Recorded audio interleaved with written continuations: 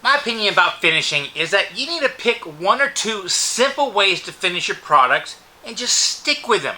I mean, if you're just a craftsman at home or you're actually making a few production run stuff to sell to people, but you're not doing the big warehouse, don't make it complicated.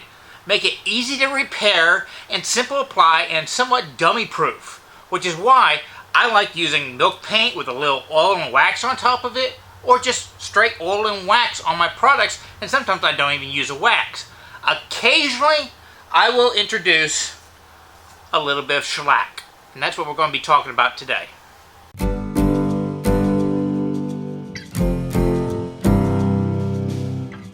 Now, shellac has kind of a reputation for being finicky, and that's not really well deserved, because if you have some basic information of what it is and how it works, you'll be just fine. And basically what shellac is bug poo. Or that's what I like to tell the kids when I'm telling them about it. They all freak out and stuff like that, because then you can go on and explain, yeah, and you put that bug poo on your fingernails and fingernail polish. That's what gives your fingernail polish that nice shine. Or, have you ever wondered why M&M's melt in your mouth and not in your hands? Shellac coating. You actually eat bug poo. It's not really true. Shellac is somewhat of a it's an excrement of the shellac bug, and they just collect it, they filter it, stuff like that. It filters out to different kind of what they call flakes. You can have amber or orange, and a lot of that has to do with just the color it's going to impart to the whatever you're putting on. And you can have waxed and de-waxed, and that comes into importance if you're putting any other finish on top of shellac. And that's one of the great things about shellac is you can put so many other things on top of it. It's I don't want to call it a cure-all, but it solves a lot of problems with other styles of finishes. Well, anyways, you take those flakes and you measure them by weight, and then you put a certain number of pounds into a gallon of alcohol. Now, nowadays, I will use denatured alcohol because it's cheap to buy. But if you're concerned about the dryers and chemicals that they put in this here to make it poisonous for humans, well, I mean, you can use grain alcohol or moonshine or Everclear or anything like that. Any alcohol will dissolve it. And that's one of the problems that some people don't like about shellac, is because if you put Scotch glass down and you got a little leaking around, you'll get a little ring in it. But another great thing about it is because it's easy to repair. It dissolves in alcohol, so you can kind of reblend it all out. Sidetrack. Now, you don't have to mix a whole gallon of the stuff at a time. I mean, most of us just measure out little pints or something like that, and a lot of us don't even measure it out anymore. It used to be you can buy shellac pre-mixed all over the place, but for the last 20-30 years, really, Zinsser has kind of cornered the market, and they're really the only company that's making it. And I wouldn't call it a monopoly, but there's some issues with shellac that make it so it's not profitable if you have a whole bunch of companies competing against it because of shelf life issues. Because the problem with shellac is it does have a shelf life. And there's some question whether that's 6 months, a year, 3 years, 5 years, whatever. But I have found that the stuff I keep in my bottles, if I don't use it fairly quickly, it's better off I just toss it and grab some new stuff, because it doesn't dry as fast, it doesn't dry as hard. If I re-sand it, it kind of gums up on the sandpaper, whereas if it's really fresh, you can be sanding it in 5 or 10 minutes right after you apply it. That's one of the great things about it, is because once the alcohol evaporates, it's cured. But if it's past its expiration date, it doesn't cure great. And I think that's been the main issue, because people will buy a can of the stuff or a gallon of the stuff, and they won't use the whole thing right away. They're just making a little box. They just use a few ounces of it, and then it sits until they make another box. It just doesn't buy. I very rarely buy anything more than these, what is it, quart, 32 ounce, 1 quart things, because even as much as I use shellac, I don't use it that quickly. And it replenishes. In fact, whenever I open these, I will squirt some Bloxygen in there just to be sure. And I only use them in these little containers, and that lasts me a week or so. I will say this. There are basically 2 different kinds of pre-made shellac out there right now from Zinsser. One's waxed and one's de-waxed. The waxed versions you can get in clear, or what they call amber, which is normally the orange flakes. And clear, I don't know what kind of flakes they do. But this seal coat is actually 100% de-waxed clear shellac, and this one right here is waxed shellac, and they just call it shellac. The reason why they have these different weird name changes is pure marketing, because they want people to use a lot of this stuff, because if you are refinishing a surface and you have like one poly and you want paint over it, you can scuff it up, put a little coat of shellac on it, a seal coat, and it will seal in a lot of stains, a lot of odors, all that kind of stuff, and then you can put your new finish on top of that. In fact, a lot of paints that are like primers that have sealing agents in it, well, that sealing agent is basically just shellac. But if you have wax shellac, there are some finishes that don't sit on it as well. You might get a little orange peel on it or something like that if you don't do it just right. So basically, I only ever buy the seal coat.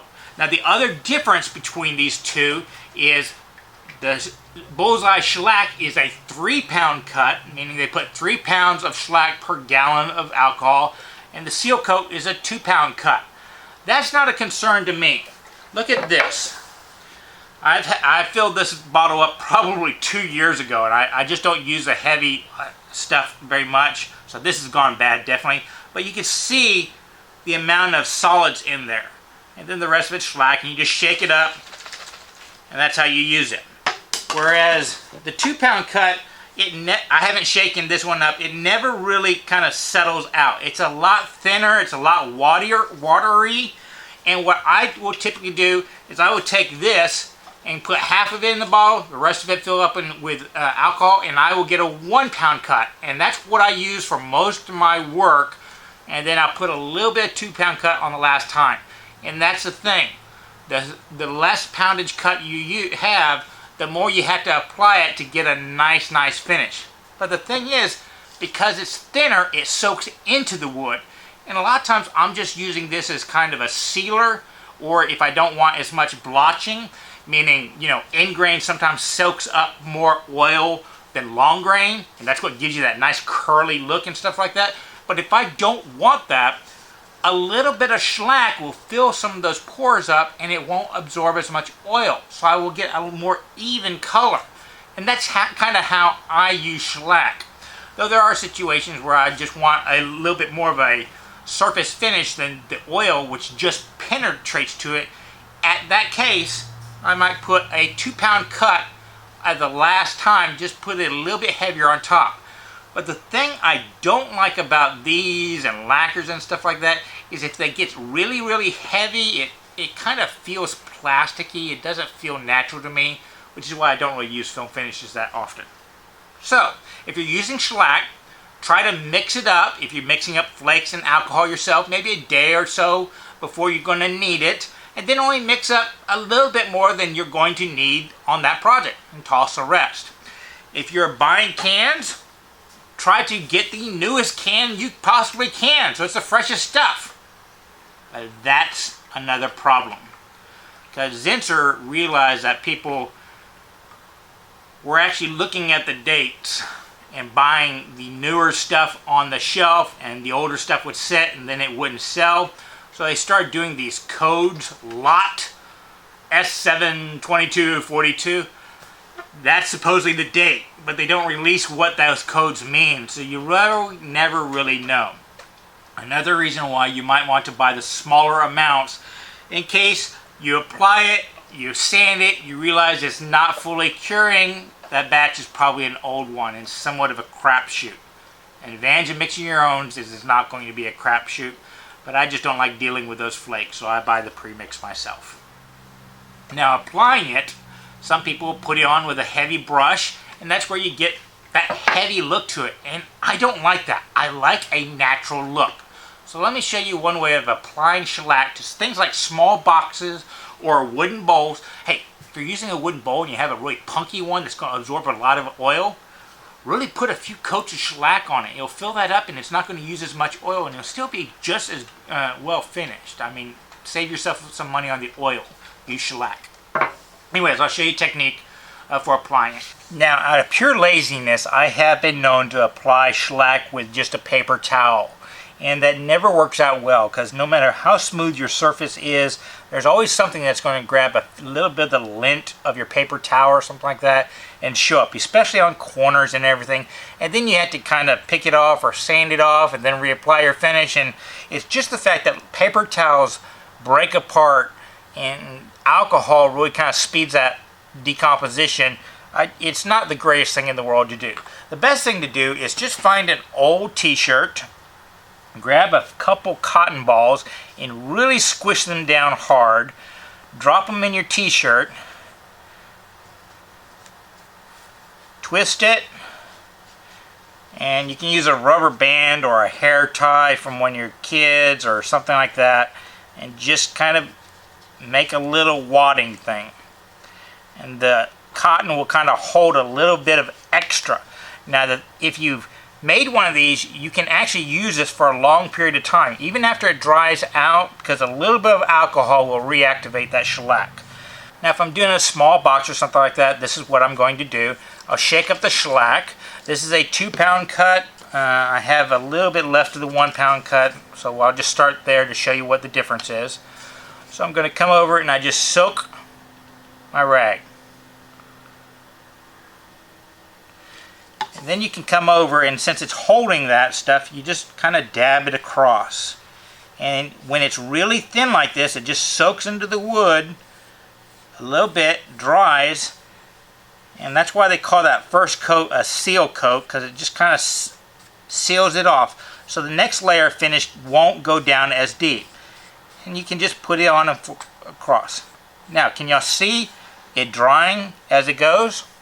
The moment that it's dry, it's cured and it's ready to rock and roll. And I would typically wait a minute or two after the fact, but it's a little bit tacky. It's because this is old stuff.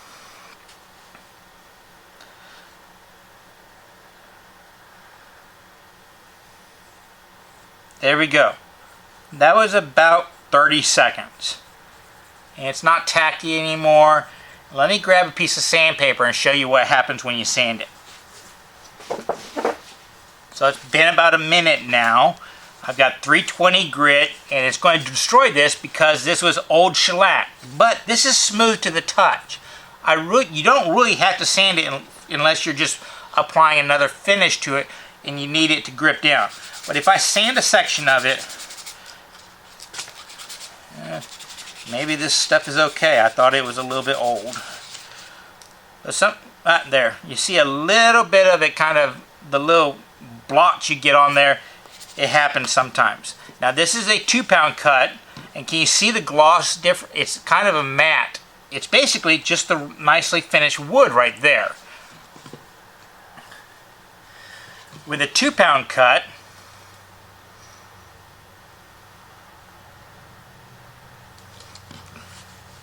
once again, and just looking at it drying, you can see it's quite a bit heavier. Now I'll just put it on half of it. Now I'll do a whole box like this, and by the time I get to the other side of the box, the first side is ready for me to put a second coat on. That's now dry, so I can put a second coat on.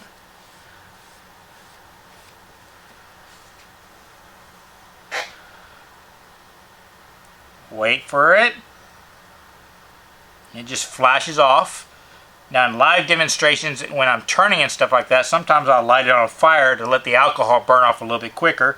And here's a third coat. I'm just going to put the third coat on this end over there. Let that dry. Now, if I turn it to the side, can you see the gloss difference? This is a 1-pound cut. It doesn't have much of a film finish. I really like this. On this right here, I'll put a little oil on it and then a little wax on it, and the wax will give it the sheen I like. This right here, once you start applying a lot more of it, some people like that kind of semi-gloss finish, and you can sand that back to matte, and that will give you a little bit of protection. Not much, but a little bit. But can you see this? Several coats, it's quite a bit thicker, and I don't know if you can tell that on the camera, but it builds up to a finish. Now, if you keep doing this, rubbing it in, it is a form of what they call French polishing. And eventually you can get a really nice shine. But it just takes a little bit of time. What it does, it just keeps layering on another layer of shellac each time. So if you need kind of a third area of finishing to do, consider shellac. It's cheap and it's inexpensive. You can repair fairly easily. It's not as durable as, you know, a hard acrylic or a poly finish, but if you scratch it, you can repair it. Just a little bit of alcohol and rubbing it around and it'll be as good as new. If you are getting started, I would stay away from this stuff for no other reason than it's really, really heavy. You saw me only use a 2-pound cut, and this is a 3-pound cut, plus it's got wax on it. So if you do mix it with other finishes such as polys and stuff like that, you might have a little bit of an issue. If all you're ever using is the de-wax stuff, you never really have to worry about it. And these two kinds will stick to each other, no big deal. You can put one on top of the other or the other on top of that. No big, shellac. It's not that big a deal. But it's only a certain finishes when you apply it on top of shellac where you might have some issues. So if you just stick with de-wax, it should be all okay. And I think these cans right here are $12 to $15, depending upon what store you go to.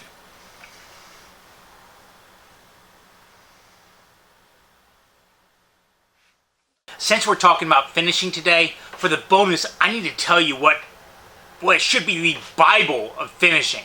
If you haven't checked it out, this is a book you definitely want to get. But before we do that one, if you've liked this video, please do me a favor. Like, favorite, subscribe, do all those social medias.